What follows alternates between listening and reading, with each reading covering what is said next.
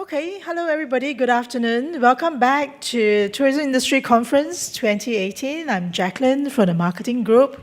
So today in this room, we are looking at how do we get funding for your creative ideas. So I'm going to go through the program for you. The room is a bit not very balanced. It's a bit empty here, and then we have these two big pillars blocking me. So I'll try to move around a bit so that you can see me, or you just look at my slides.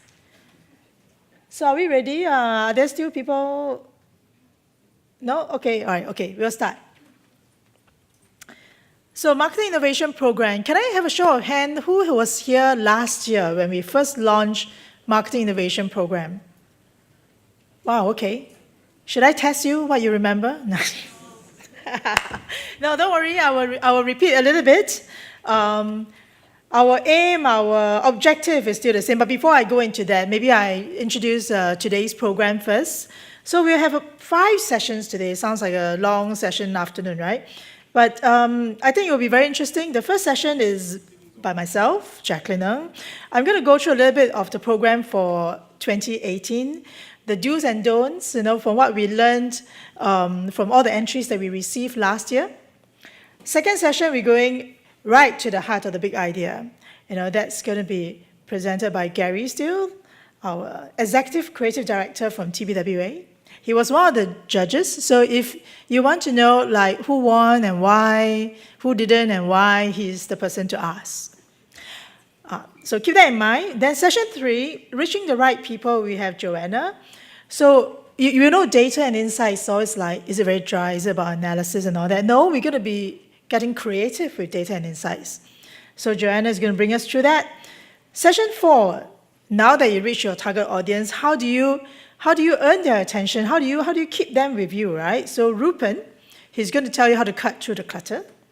And then he's going to ask you a very interesting question. Does consumer care about the brands? Now, this is after we spend quite a lot of money launching our brand. So never mind, we'll see what he can share with us. And then he was also the judge for last year, so asking the difficult question about who won, who didn't, and why. Which they have plotted to throw the question back at me, but never mind. Then in the end, that is our Q&A session. So all of us will be on stage, and then just ask us whatever you want. So then how do you ask a question? So please log into menti.com. This is the code. You can do it now. You can start keying in the question now, but then there isn't much to ask now. I only one slide about the program.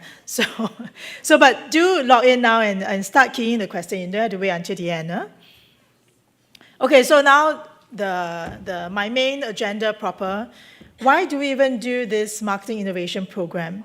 I think the whole day, I think all of you probably been hearing that, okay, today's marketing environment is changing, is transforming, everything is moving, the earth is moving under our feet.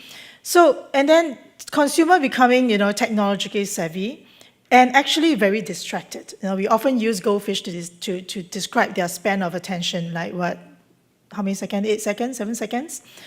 So, and yet they're very demanding goldfishes, right? So, so our marketing vision in STB is really to be bold, creative, and agile. And we wanted to do that with you, our stakeholders. So that's the reason why we have created this program. So really, we wanted to catalyze really a culture of innovation and creativity in the way we do marketing, the way all of us do marketing. And we are looking at encouraging both tourism stakeholders as well as non-tourism stakeholders. So that's really important to us because we think that it's not just the tourism stakeholders that can tell the Singapore story. Actually, everybody, and it's not just companies, actually, individuals can tell the very interesting Singapore stories as well.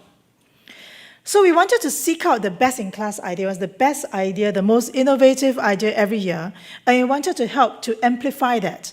So hence, we have developed a fund to come up with a dollar-for-dollar contribution to your campaign, if your campaign is selected.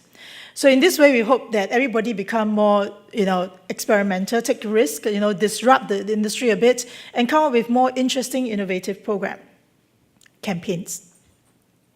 So a snapshot of last year, we launched this last year, so this is a 1-year anniversary. We had 44 entries. That was really overwhelming for us. I think some of you who's following the program closely will notice that we even postponed the announcement date a little bit because we had to process all these 44 entries because initially we were targeting like 10. So I think the response was really very, very encouraging. Not only that, it came from not just the tourism-related stakeholders, but also non-tourism-related stakeholders. And we have from startups to SME to MNCs, so it's really a variety of entries that we were going through. It's really very, very encouraging. So that's why we decided to do it again this year. So the 3 winners, as we have announced a few months back, is Accor Hotel with their agency Dentsu about Singapore starting over. And the second one is M Social and wildlife reserves on Land of Giants. So I'm going to the mechanics of our program, the award. The amount of money that everybody is very interested in terms of the funding is up to 300K. It's still the same capped. It is still the same mechanics of dollar for dollar. So whatever you spend in your marketing campaign, the qualifying costs, so we included the list of the definition of the qualifying costs, we will be funding dollar for dollar up to a maximum of 300K. And what is new this year, we think that actually it's quite interesting if we could have some interaction and engagement with the winners to look at dedicated working sessions with marketing experts to refine your campaign because we wanted to help to fund to amplify that. So that's something new that we introduced this year. So it's very important to know how we evaluate. So there's a 2-stage evaluation.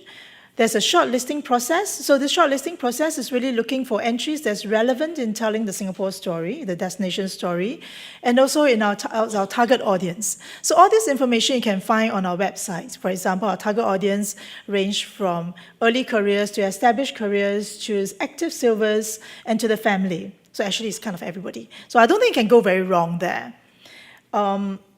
Then on the judging, then the second round, this year we wanted to invite the shortlisted entries to come back and do a presentation to a panel of judges. So this is the same criteria and the same percentage, the same weightage. So 40% on innovativeness, 40% on potential impact, and 20% on the feasibility of the campaign. Yep. If you have any question, you can always start typing into your menti.com and start asking those questions about this. Important dates. Submission will open about a month from now, 15 May, so look out, we will inform all of you as well.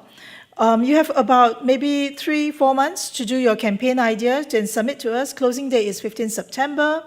And then the presentation, you'll be invited to present to the panel of judges in October, and we'll announce the winners in December.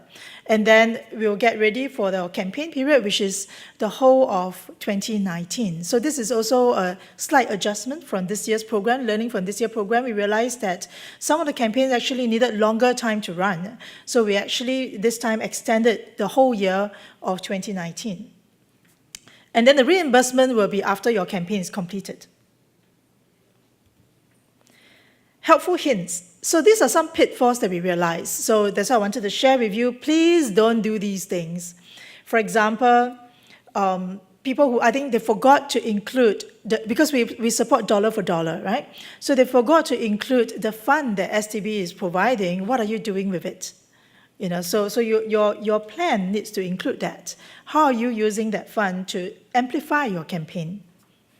The second thing is that your campaign duration, some of the entries, unfortunately, the campaign duration is not within our criteria. It's not within our stated period. So it's really a pity. There were quite a lot of entries that didn't get through for all these administrative, messed up. So please be careful with that. But now you have one whole year of 2019, so I think that should be quite straightforward. And some of them, they sent in a great proposal, but they didn't submit an application form. The application form is on the website. You just have to key in, and then there is a declaration in there, declare, and then you send it together with your proposal. Then another type of issues that we face that I want to share with you is really about the relevance of the content. So for example, some of the proposal is very skewed towards product development. rather than marketing campaign. So bear in mind, this is about innovative marketing. So you need to tell us about, yes, you may have developed a great product. You need to tell us, we are more interested in how are you marketing that product, right? So, and some of the proposal is actually a pitch to STB. So they are expecting 100% funding from us. So the program haven't reached to that level yet. At the moment is $1 for dollar, so there still need to be an investment from you as well. And lastly, the campaign, some of the campaigns, as wonderful as they sound, but it's a little bit far from a destination story, from marketing the destination. So relevance, that's the other thing. So be bold, be creative, look out for our workshops. This is also the other thing that new this year. We think that maybe we don't just, last year we announced and then we wait for you to send in the entries. But we feel that we wanted to be on this journey with you. So this year we announced and then we're going to come up with a string of workshops where we could engage you and we can get some industry expert to work with you on really what is marketing innovation about, how do we deal with creative ideas, media, data, insights, and things like that. And actually, today is the first session of that. So for more information, this is where you can have, click this QR code, take a picture, whatever, or you can email us, or immediate questions, you can type into the menti.com questions. So I'm just waiting for a few people to take your pictures first before I switch the slides. Okay? So now, we are ready to move to our second session, the more interesting part of the presentation today. So I'd like to invite Gary. Gary Steele is the Executive Director of TBWA. He will be talking about getting to the heart of the big idea. And Gary is named one of the most influential creative director by the Institute of Advertising Singapore's Hall of Fame Award in 2017. That's a mouthful. So under Gary's directions, TBWA won the Integrated Agency of the Year Award. Shall we welcome Gary?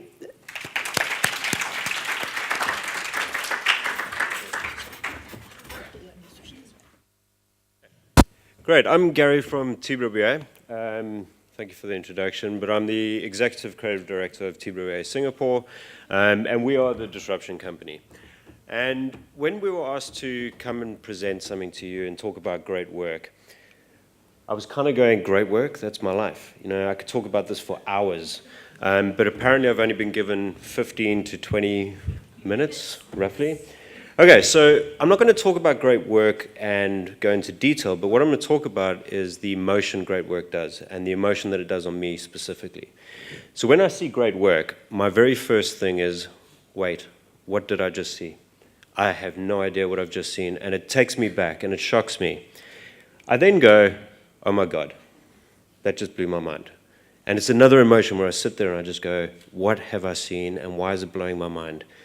Then I sit back and I do I'm still impressed, you've taken me by surprise, and I have a bit of a slow golf clap. Because in my mind, I start having this conflict where I go, I've just seen an amazing piece of work, it's great, I'm impressed, but I'm a failure as a creative because I have complete and utter admiration for whoever's made that piece, and I'm not jealous at all whatsoever. Because at the end of the day, I wish I had done that. And that is great work. When you look at a piece of work where you go, shit, that just made me think, feel, and I wish I had done that. So what I want to talk to you today is 3 pieces of work that I absolutely love, and I really hate everyone that made it, but I love them. I'm joking. First piece is back in 2000, there was a campaign and a rumor that went around. And it was like, what? What do they mean? There was this thing coming out of Mexico where they were talking about one of the most ambitious projects you'll ever hear. And it was then where you go, they could never do this. And it was for a brand called Red Bull. And what they wanted to do was create Red Bull Stratus and put a man on the edge of space. And that man was Felix Baumgartner. Can never really say the name. But he was a little boy who grew up dreaming of this. And what I love about this idea, and why I wish I had done it, was because it took them 2 years, dedication, hard work. lots and lots of money, lots and lots of failure. I think they failed so much. There were balloons exploding, the prototypes weren't working, there was sickness, the project teams were quitting, but they kept going. They kept pushing. That was the greatness behind this, because it was the core of the brand. The brand never gave up on its athletes. They were always there to push the passion, push the boundaries, and support their athlete no matter what. And that's why I love this thought, because it took them 2 years, and on the 14th of October, it finally happened. And a 2-year lead up of this content, people were watching it daily. But on the 14th of October, every single person in the world that was awake, or whether they were sleeping, would wake up to the news of what Red Bull and Felix had achieved. And it was that watching the screen and feeling that fear, that hope, that desire, that emotion in this idea of this person about to do something with Red Bull's backing that hasn't been done before, and he's going to break boundaries. So I want to show you a case study of why it was so successful. But for me, the thing is that it had hope, it had dreams, and it was the core of the brand that actually made this happen. But here's a bit of a case film.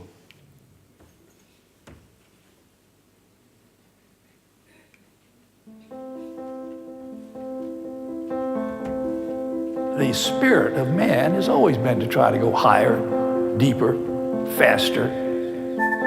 That's human nature. What an amazing idea. The fact that people sat and watched that live, and that 4 minutes felt like 5 hours. It was amazing. What's another thing that really impressed me with it is for 2 years I watched that journey, and then now I still talk about it. That's the power of a great idea, and that's the power of a brand living up to its core belief. The second idea, now, I know you're all looking at me going, that cost millions, if not billions of dollars. Yes, it costs a lot of money. I know we've only got 300K to give out. But it doesn't limit the thinking, because they started with a budget, and that budget moves. And as Lynette and Jack know, I don't really care about budget. I care about the size of the idea. However, what I want to talk about is the next idea, which actually didn't rely on a massive budget. But what this did do was get people around the world to go, me, me, me.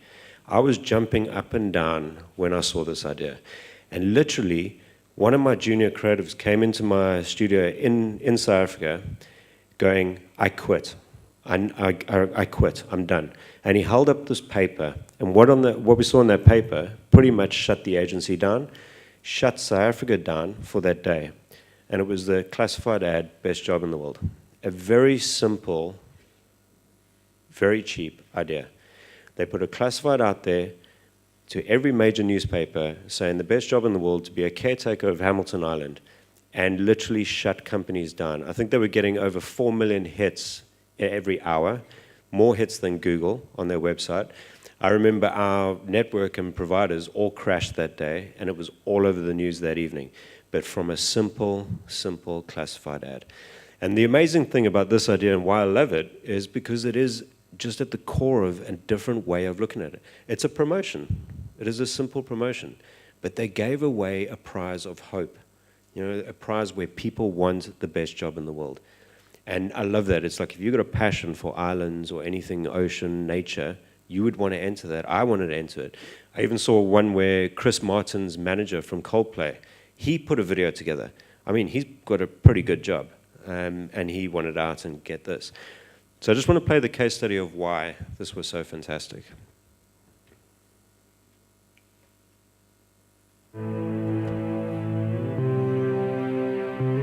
For that one, Yeah, huh? it sounds like tough work there. Watch the whales. So if you're not here tomorrow,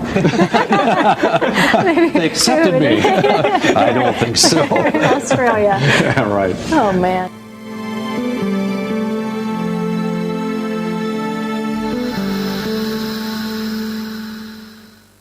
I mean, amazing, 1.4 million applications.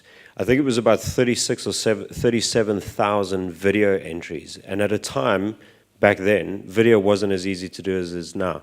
And people were very creative. I mean, you saw just a sample there, but there were 37,000 entries on video. That's amazing. To get people to spend that time to put a video entry together, you have to want that job. So very simple, a classified ad put out there, and it stopped the planet. The first one, lots of money, but it was breaking records. It was actually living up to the brand. The next one I want to talk about is, because everyone keeps talking about technology and innovation, and it feels like we're getting to a point where it overtakes the idea. But when I saw this, I sat back and went, wait, what was that? What have I just seen? And this is an idea where it used the oldest medium, or one of the oldest mediums in advertising, which is outdoor, and a billboard. And if you've ever done an outdoor billboard, you have to be simple, you have to be direct, and you have to be quick. That's the premise of it. It's so simple to do, and the messaging has to be simple, but it's a very hard medium to work with. Then you take technology, and you get to something amazing, but it has to be emotive. It has to work for what you're trying to communicate. And then BA did this, where they were one of the first people to take technology, take an outdoor format, and merge real world on the screen and put them together. And I don't know if you saw this, but what was fantastic was it was a retail campaign, driving price points and destination routes. They were trying to compete with low-cost carriers across Europe, and the billboard was just demonstrating you could fly to Dublin for £30, you can fly to Milan for £20, whatever it is. It was a retail campaign, but they brought it to life in a magical way. They brought the idea of flying through children and the beauty of flying to be emotive. So it was simple, it was emotive, and it was technology. But the infrastructure built around this was amazing because it was so seamless. I'm not even going to explain it. I'm going to let the video explain it. But the stuff they built around it is amazing. But great work is front and center. Technology is always out of the way. So innovation is good, but emotion is first.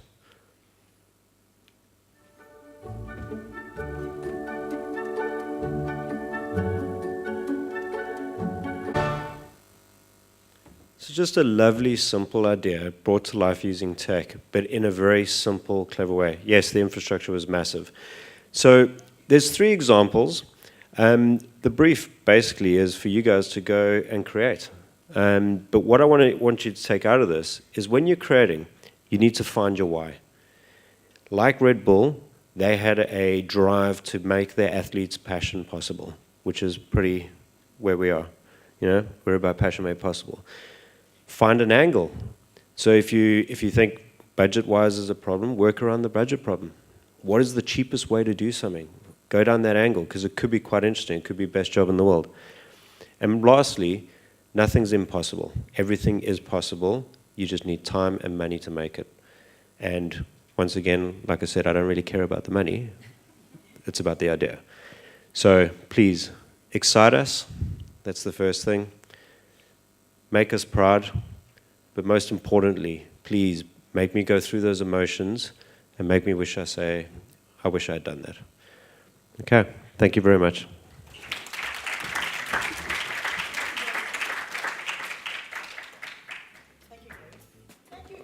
I have to project my voice now because the mic is not working. Okay, now it's working. Well, okay, budget. Okay, so I just want to remind everyone, the budget is whatever fantastic idea you have. Can have millions of dollars? Yes, please go ahead and do it. Our support is capped at 300K. Okay, so let me introduce our next speaker, Joanna. Right. Joanna, maybe I should read your background first, huh? Like while they are setting this up. Okay, 300K, huh? So Joanna, she's the Regional Media Operation Director of Adamant. So she has over 12 years experience in media and content agency, and she led both digital and cross-media communications strategies, planning for brands like Honda, Emirates, P&G, Virgin Media, among many other established names. So she's going to tell us about how data and insights, data and insights is also part of my planning job, so that Lynette has asked me to do, and as you can tell, I have great concern about that. Like, I have to analyze stuff, is it, gosh, like research, is it, like, look, I joined the marketing group. So, but is data insights necessarily, just about, boring stuff? I don't think so. So Joanna is going to enlighten us about that. How can we creatively be inspired by the data and insights? Joanna, can I invite you to? Good afternoon. Great to be here, and thanks for the introduction, Jack.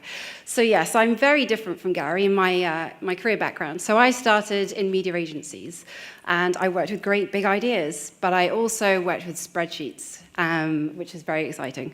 So again, the data, the insights piece, can it be exciting? Yes, it can, I think, used in the right way, and today we're just going to talk a bit about that. So talking about how to reach your audience in a captivating and innovative way. The world is changing, and we keep talking about it, evolving very, very quickly. We're moving into this space where the land is a little bit uncertain, and we talk about data, we talk about data-driven planning. And if you think about the media evolution, it's pretty phenomenal to think about the speed of change and how adoption rates are actually shortening. The first newspaper was launched in, say, the 1600s, and then 1800s, the telegram appeared. And then it was only a matter of 100 years before the first radio signal was then emitted. And here we are talking about smart wearables and the data processing capacity shrink, kind of getting bigger as the actual device shrinks. So I think it's really interesting that we're in this space, and kind of the way that we talk to brands, we talk about brands to consumers, we talk about concepts. It's really evolving at a crazy rate. And so we need to be at the forefront and constantly trying to understand where that's shifting. So for us, talking about how we reach the audience, it means that we kind of put them first, and we maybe put platforms second, which is controversial, but that's something we're going to come on to today. So consumers are always on. In fact, it's difficult to get away from our devices. To talk about the first part here, the growth in mobile, the growth in social mobile. What's happening in Asia is that we're growing the time that we're spending on our mobiles, as most of you know. We're not moving away from desktop. We're just increasing the other platforms that we're kind of committing our time to, putting our platforms first, thinking about convenience. E-commerce and m-commerce is also on the rise. So even in China, there was 3 trillion spent on both Alipay and also Tencent last year, which is a phenomenal amount. We're seeing the mobile first, kind of solutions. So consumers are expecting that to be the first port of call. We don't want to be walking into banks so often. We don't want to be going online kind of during our daily, kind of working day. We're also consuming multiple screens, an average of over 2 devices at a time, and we own over 5 in the region, which is also quite, it's interesting to think that we have 5 devices at home that we can use, maybe for different reasons. We probably have a preferred device as well, but that's why the likes of Netflix are developing 3 billion in terms of content, the amount that they're committing to developing content per year. And also gaming is mainstream, with China kind of showing about a quarter of the revenue that's coming through this industry. It's up 9% year on year. It's absolutely huge. Again, we're expecting services to improve our life, to add value, and to be functional. So even at a hyperlocal level, we want to be able to walk out and be out and about in the environment and know where something is relevant to us. And finally, voice-activated search makes up 20% of mobile search, which is also really interesting in terms of how people use the Amazon Alexa or Google Home. I actually have someone beside me at work who sits there with Amazon Alexa and talks to her quite frequently. I think his wife's a little bit worried. So all this means that basically there's basically so much content out there that our time is really challenged. We're the ones as consumers deciding what we want to, engage with. And what's interesting is that it's not just us that are determining what we see, but it's also platforms that we are committed to or are engaging with. And that's also driven by algorithm. So algorithm means that if you are an advertiser, your content is being harder to be seen. It's actually harder for people to see it due to organic reach. So you put money behind it, the algorithm changes. How do we beat and gain on the algorithm is a big question with kind of people in my team and the problems that we try to solve. There's also an increase in ad formats like skippables, etc., that make it harder for your brand to be seen. And then, of course, there are ad blockers, which you may or not be you may not be involved with an ad blocker yet, but if you haven't, then you might want to think about it. But then, does that improve, or does that kind of detract from what we're trying to create with our brands? So again, another really interesting point and a challenge that we face as marketers. So, in a nutshell, this means that we have to be a bit more relevant in terms of the conversation that we're having with our consumer. So, whereas we'd like to think that as brands, we always have something interesting to say, we've got a new campaign, everybody wants to know about it. Well, actually, a lot of the time, consumers already have their opinion and they have a point of view. And until we say something and we talk about something relevant to them, it means that they don't want to listen. So how do we find that sweet spot in the middle? Because if we don't show them and we don't have insights on something that's of interest to them, then actually there isn't little emotional value in it for them, and they don't want to engage with us, and we can't build a relationship. So again, how do we start to leverage some of those insights to build that story? So as mentioned, ad blockers. It's a huge, huge challenge as marketers, and there are in our part of the world as well. So there's actually over 90% of those that have mobile devices are interested in in blocking ads from brands. And actually, with 54% of smartphones residing in Asia, that's a huge challenge. And I think what we'll see is that thinking about creative, fit for platform, fit for device is really important. If we're not taking into consideration, the creative tonality, etc., as well as the size of the ad, the messaging, then we are likely to lose our audience, and that's a huge threat to the industry. So if we don't think about those variables, we're actually creating content that's going to turn them off, and that's not what we want at all. So consumers have all the control. They're consuming content, they're choosing the content they want, they're choosing the platforms. And then if the platforms have algorithms, that's kind of being dictated to them. And ultimately, it means that consumers now have control and brands less so. It makes it hard for them to be noticed. So it means we have to work harder to get attention. So in essence, it means that marketers have to really think about the insights they can leverage, the different data sets that maybe they have access to, and how we can start to identify consumer trends, consumer needs, and really start to build up audience segments and profiles in a different way. Automation is also a hot topic. So, defining programmatic strategies, being able to A/B test your creative, understand in real time what's performing, it's really, really important. And it's also very interesting, I think, that if you have, you start off with a hypothesis, you have a campaign objective, and then you measure your data to see the output, then that's brilliant, because it all means you can make your dollars work harder. Not millions, right? Just 300K, just reminding you. And optimization. So optimization in real time kind of connects with automation, but making sure that you are tweaking those levers to make your campaign work harder. Be it the flighting of the campaign, the dates, be it the creative format that you've chosen. It's all really important because it makes the campaign work harder for you.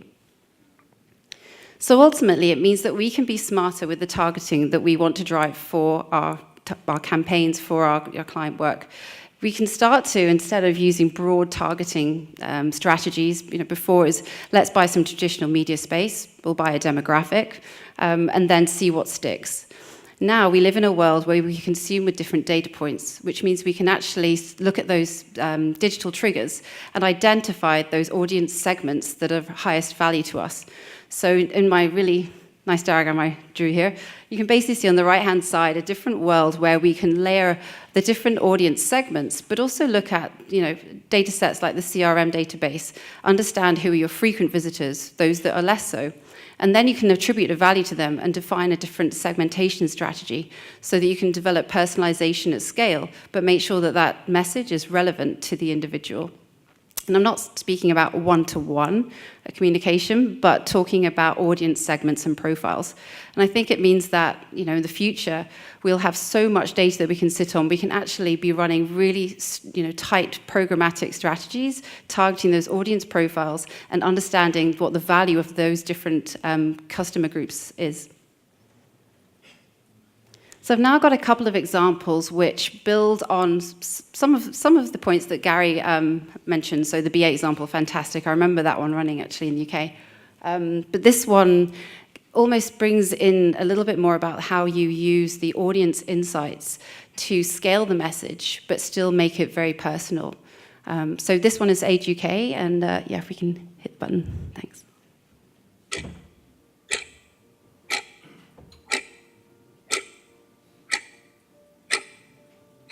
So for me, that was a great campaign because it actually draws on a very broad strategy that needs action. We want people to take part and to volunteer their time. But actually, they bring it to a local level. So using smart data and different data sets, being able to then reach people in those geolocations, even at street level. So the outcome of the campaign is that people donated their time. And so from end to end, they used insights to then drive action. And so I think that's a great demonstration of how you can take a broad message and make it relevant to groups of people, not necessarily one-to-one, but by understanding where they reside and then serving them different content tailored on where they're at. My second example is a little different.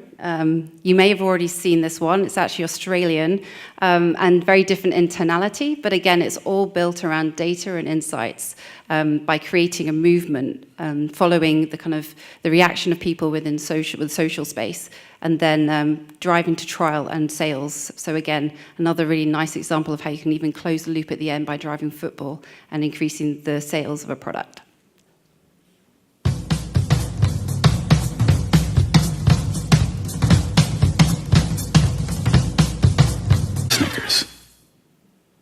So again, another great example of using data and insights, but almost to the point where you're creating a movement in itself so that you can drive reaction and then footfall.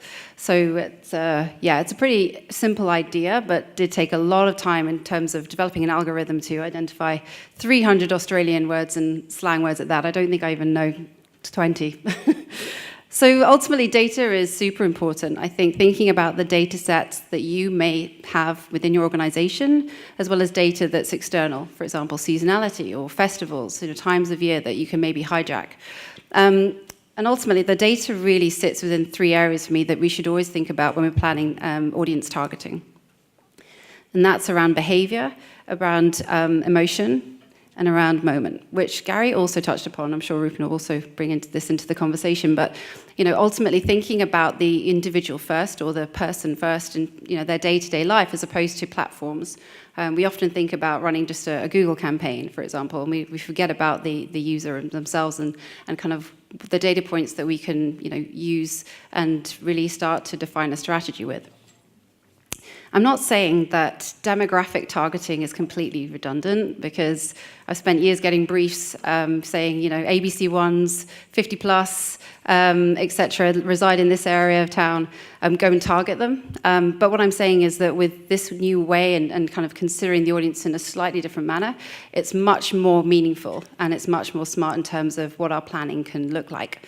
And it also means that we can overlay that with real-life analysis, as well as content scraping and the social environment, etc. So it just richens the data that we can use and the profile that we can target.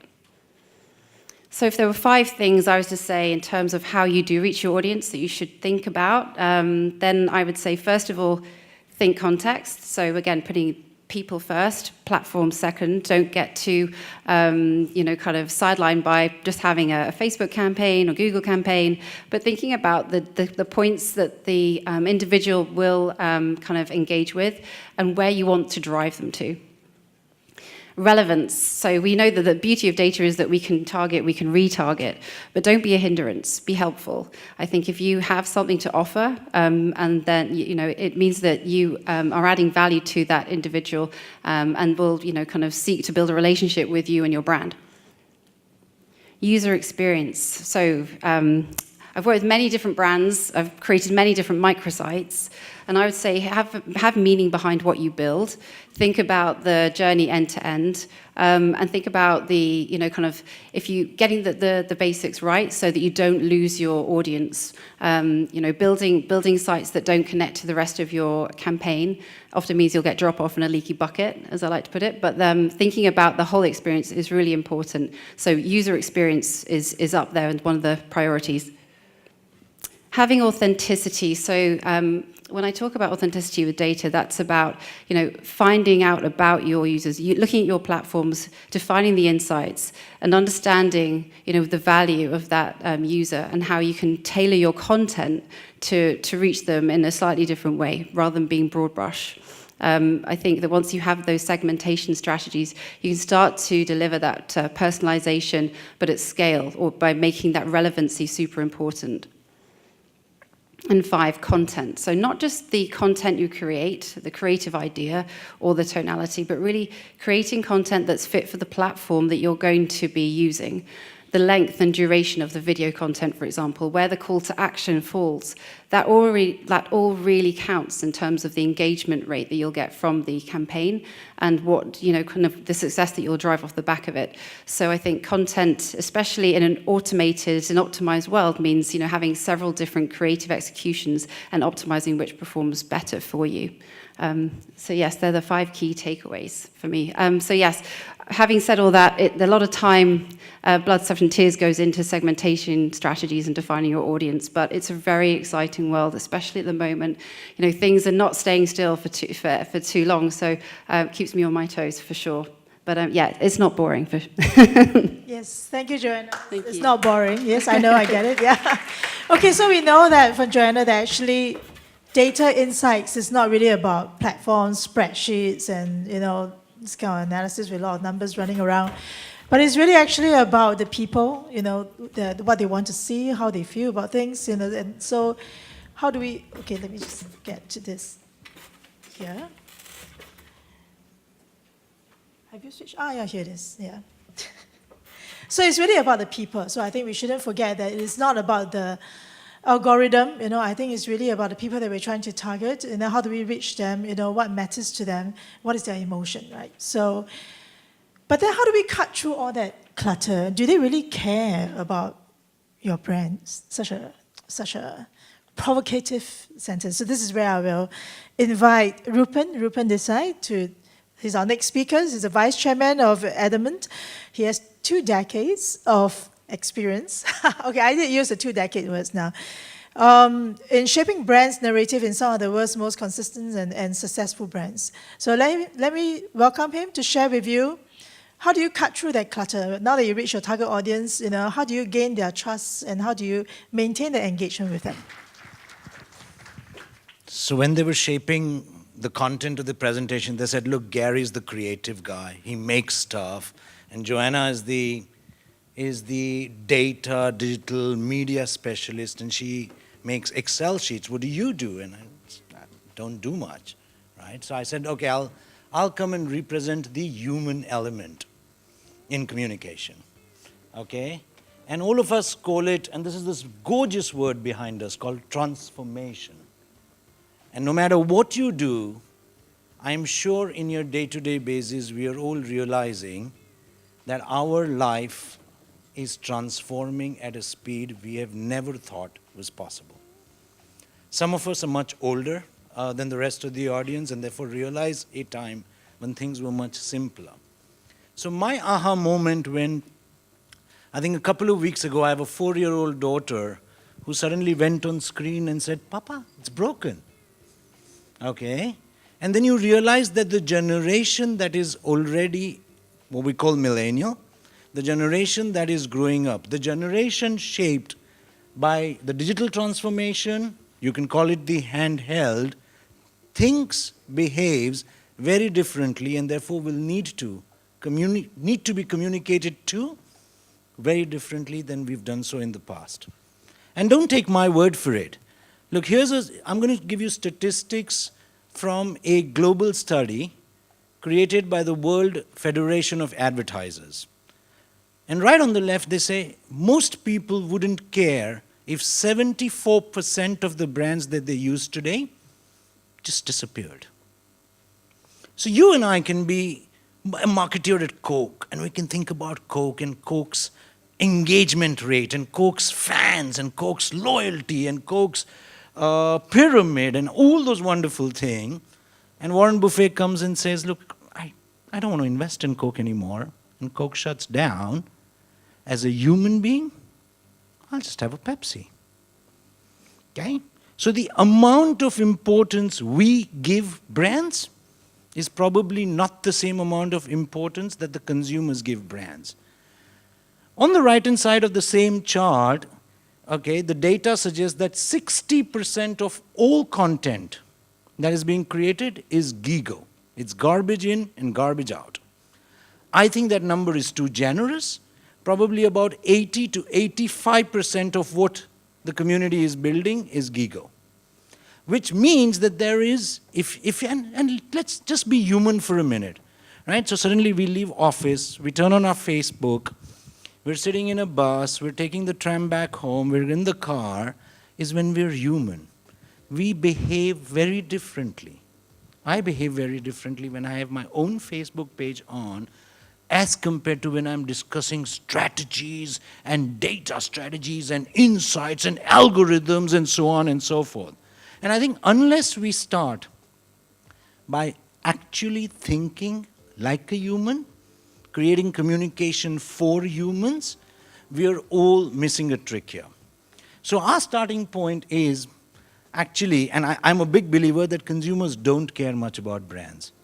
And if you actually think about it as a human being, the reality is most brands pretty much look the same. Yeah, car, I mean, when you go about this. And most communication has actually begun to look and feel extremely similar. Yeah?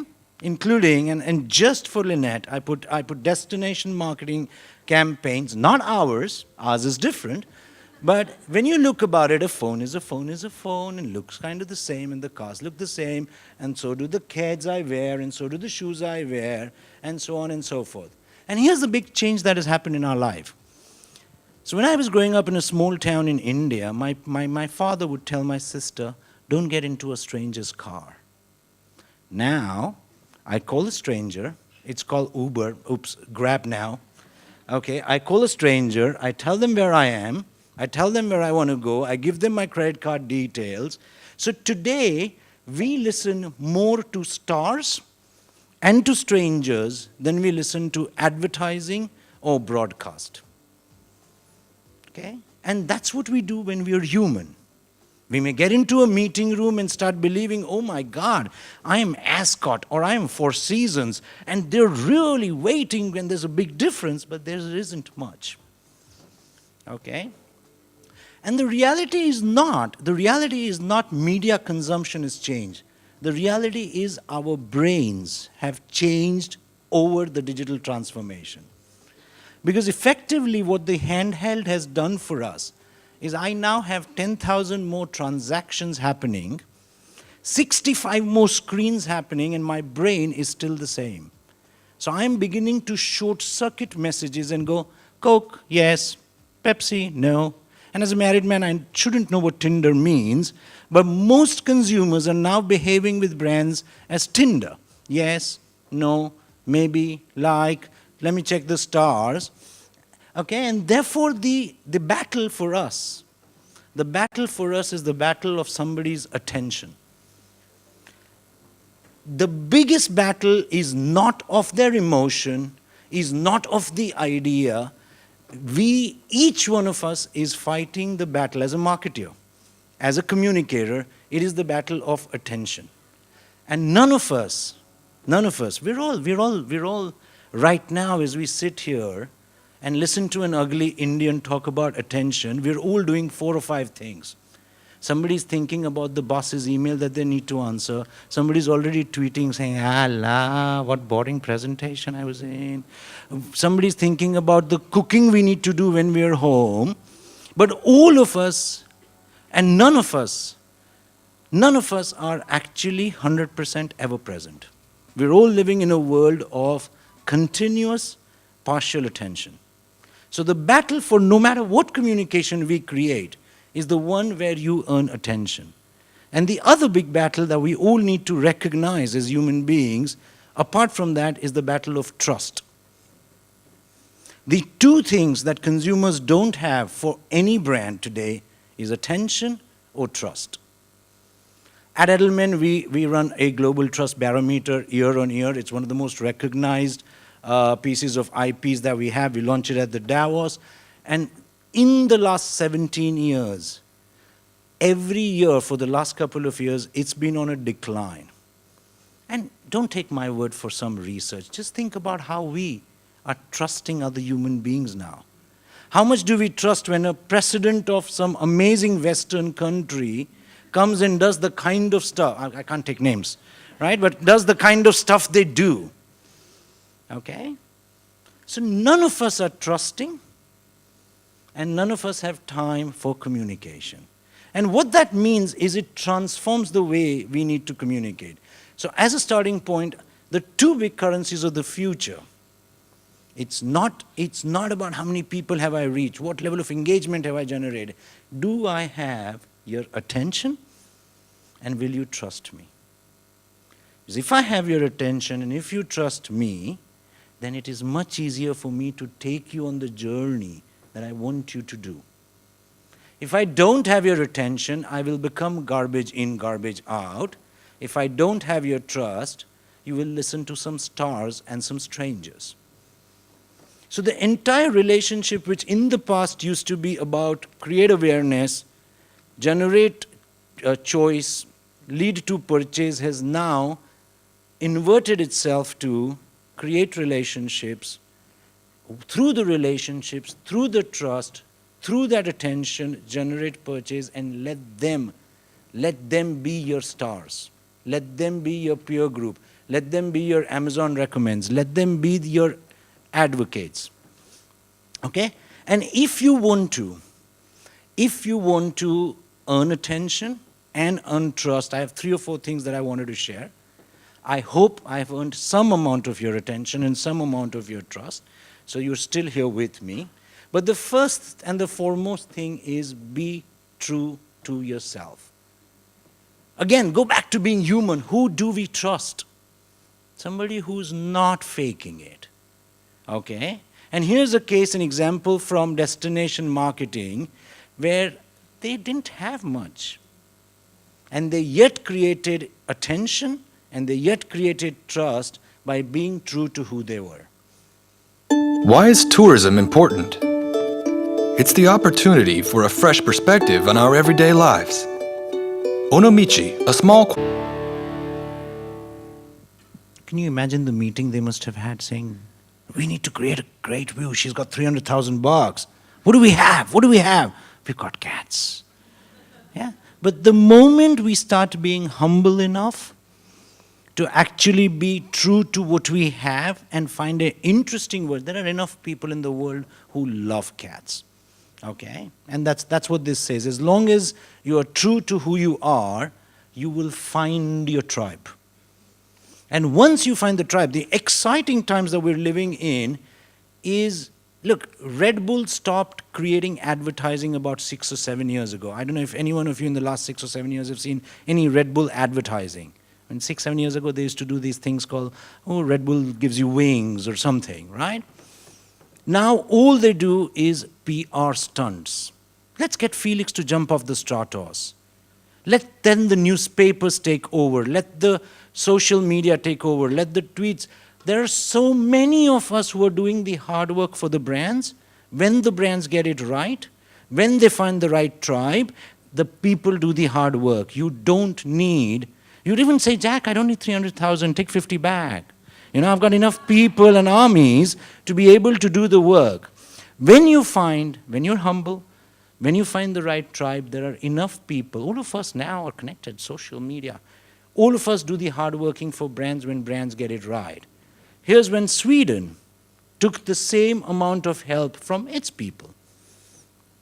Okay? How do you unleash the power of the people? And during my visit to Stockholm, and to Americans who cannot visit themselves, don't worry, I understand. What do they call it? An umbrella. The people are doing the hard work. There is no media. They are the media. The other big thing that is changing and transforming the way we communicate now, like I was talking about Red Bull and Red Bull not doing any advertising, is the world is moving to a place where it is about acts, not ads. Okay? One bronze statue put at the right place on Wall Street did more for diversity than the lean-in circles that Sheryl Sandberg has been running, and I think she should continue to run those. Those are very helpful. But one bronze statue did more for diversity. Okay? Here I'm going to show you an example of another city called Melbourne, taking a again, another boring meeting. I want to talk about grants from the government. How do I do that? Okay? So in case we think, oh, the stuff I do is very boring, okay? I mean, one had cats, the other had a telephone line. This is about research grants, okay? And still, through acts, not advertising. World-changing research. The problem was the people of Melbourne didn't know about it. To raise funding. So far, in my quest to be human and earn attention and trust, I've spoken about cats, a telephone line, and a research grant. And I think somewhere, as we think about it in a much more human way, earning attention and earning trust tests our boundaries as a brand. And therefore, the best way to earn attention and trust is to act, and act at times when you have the most to lose. So I'm going to show you a case study. All of us know Black Friday. Yeah. It's the 1 or 2 days where most outdoor retailers, most retailers make between 15 to 20% of their annual sales. Okay? And this is work that Edelman has done in partnership with a company called REI that we are genuinely proud of, because this is action dedicated to your purpose, and action where it could potentially hurt you the most. In the news tonight, another Black Friday has arrived. Retailers opening their doors earlier Chaos this year. erupting when someone tried to cut power. Push one. It was a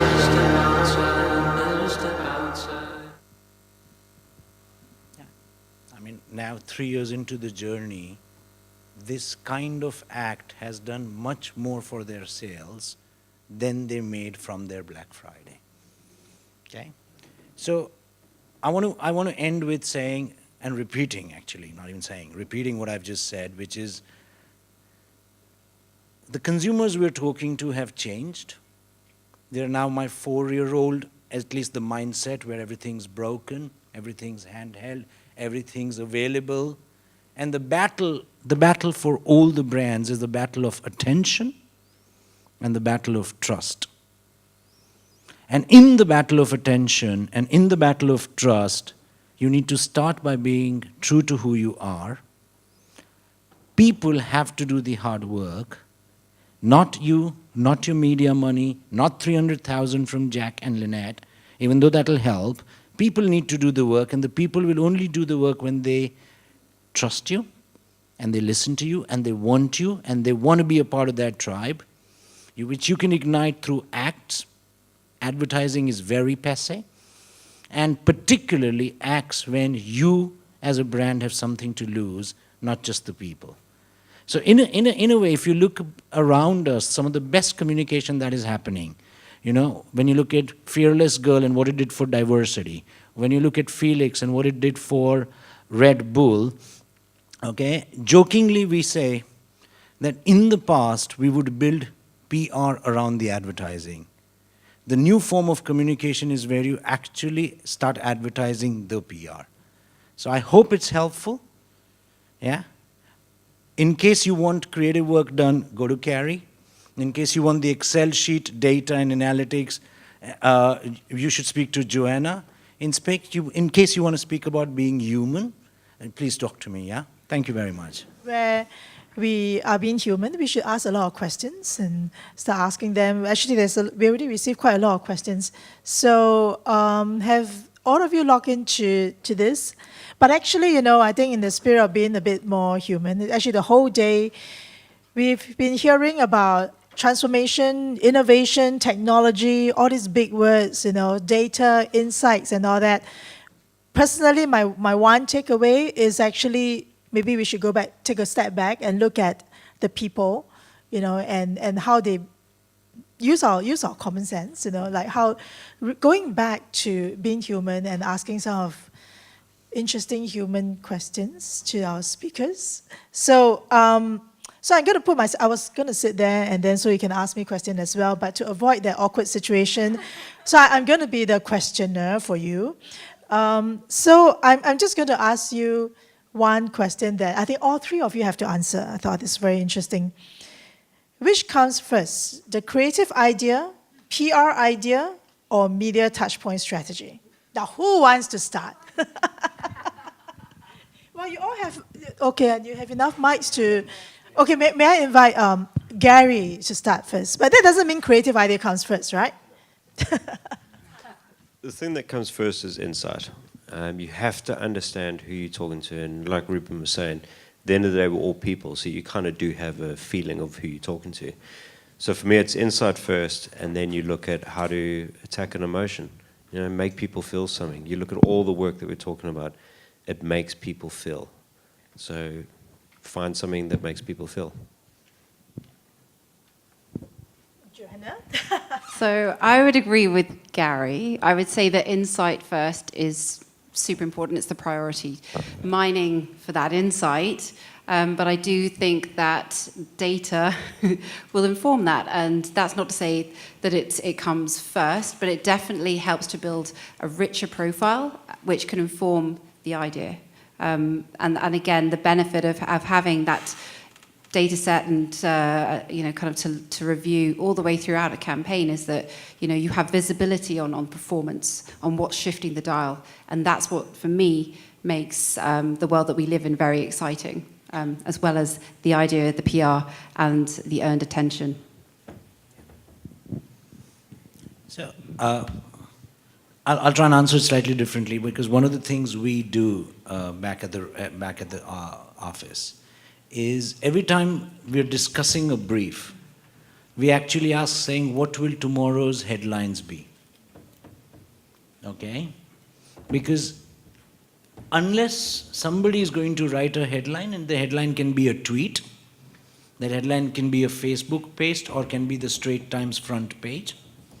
But whatever action I'm going to do today as a brand, what will the headline be tomorrow? And you will only get a headline if you touch people's nerves, their hearts. It is in the right place with the right amount of data, but all of it comes down to a human truth. Okay, it all comes down to a human truth, because we react to human truths. And the only reason we care about things and we share things and we put a headline to things is when it is a human truth that resonates with us. So I'm not answering your question, because I think all of them go in tandem. But the question worth answering is, what will the headline be? Okay. So I think in the spirit of being human, I'm just going to ditch this mentimedia.com thing. And I think we should interact as human. They should ask questions. So does anybody want to have any question that you want to ask before I pick another question from here? No? All very shy? You just want to type your questions? Okay, all right. Okay, so I'm going to pick this. One of you asked, what's the secret sauce to getting the funding? An expensive campaign? Okay, so I'm not going to answer this. So I'm going to ask Gary, who sort of kind of illustrated some of the most expensive campaigns in the world, to help me out with this. Okay, I mean, everyone knows money for me is the last thing. So when we look at an idea and we try and make an idea happen, the thing is you rally your tribe. You rally people around you. And I think that's the most important thing, is build relationships, build those relationships with people that are on the same path and same belief as you, and then you can pull them in. And that's the most important thing, collaboration. People want to help people all the time. And if you've got an idea that touches people's feelings, makes them want to do something, or makes them want to act. If you look at Fearless Girl, I bet you they didn't even spend lots of money making that statue. They went to a person who had the same belief and they made the statue. And most people would do it for free. I'm not saying we do it for free, but most people do stuff for free. And you just got to find your tribe and build people around you, and then make great work. That's what it's about. It's about making an impact.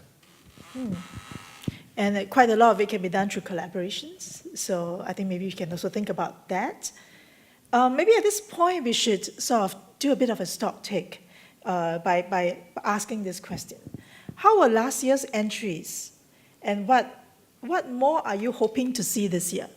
So I think I will ask the two judges of last year's entries. Maybe Rupen, you want to start with that? Or Gary, you want to I'll start get the with mic. that? Okay.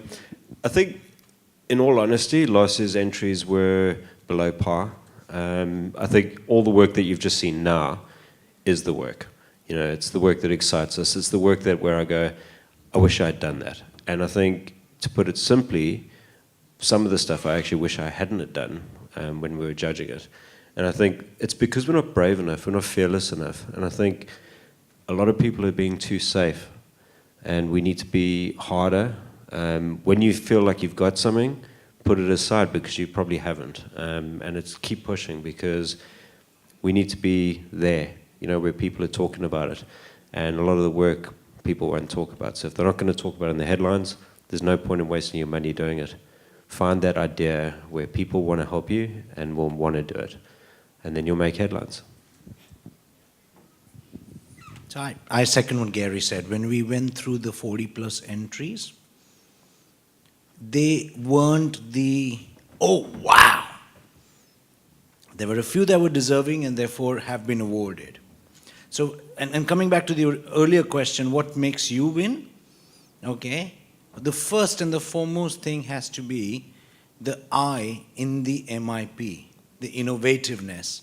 It has to be able to bring us back to Singapore, to Passion Made Possible, to the tourism, to this country that we all live in, that we all share. There are some amazing things that we all breathe, and present it in a way that makes tomorrow's headlines.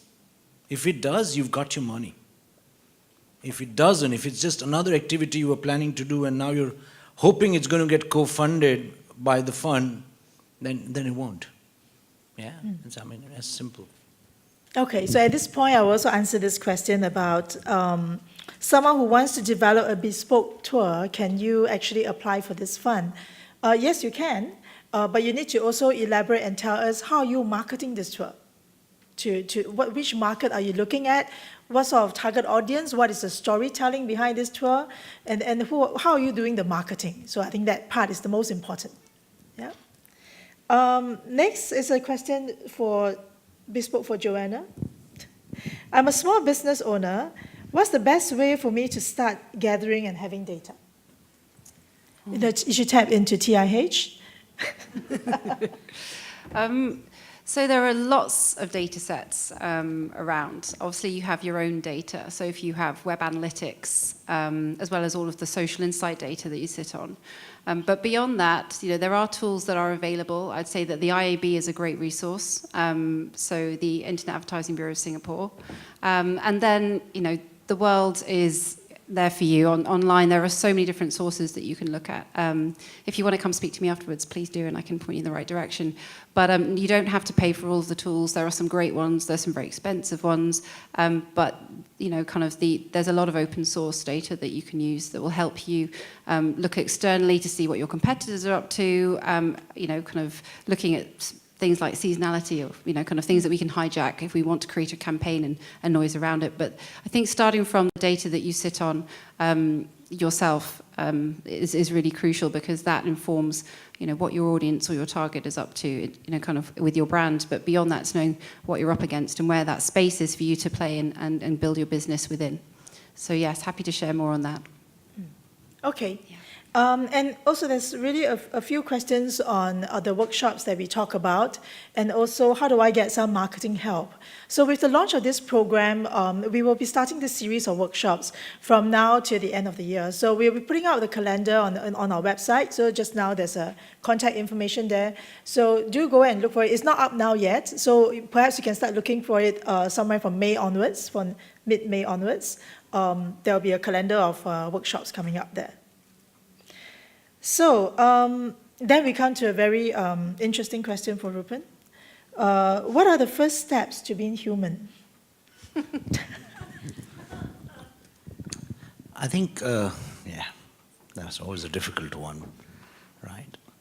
But I think first and foremost is authenticity, okay? And we should decode this less in the sphere of marketing and communications and look at it as how we react, how we build friends, how we build partners, how we build working relationships. We gravitate to people who are real. We gravitate to people who are like us. We gravitate to people who understand us, are there for us, okay? And that is true of any relationship. And therefore, if being human in marketing and in communication requires the same amount of things, then that's the brands of tomorrow. That's the successful brands of tomorrow. Okay? Anything you want to jump in? I'd say, I mean, being human is working together, you know, making the world a better place. That's why we're all here. No one wants to beat each other down. And I think it comes back to collaboration. So, I mean, whatever you've got, whatever you want to change, it's about what your why is. Find that why. Find what you want to do, what you want to affect in the world. That is where you're going to get movement. And then make that change. That's being human. I probably have a slightly different take on being human. I'm just saying make a change, impact. But again, it's about how you drive that impact and that action that you want your consumer, your audience to create, and having that goal in mind. To start with that outlook, start with that objective, and then create, you know, your campaign, your program around it. But always have that at the forefront, as well as being human. Yeah. I think being human is really quite a good question. The last question to close, I mean, after seeing all three of them, is talk about different ways of being human. How do you start? But before we close, I just want to have one last question because my CE's name is mentioned in this question.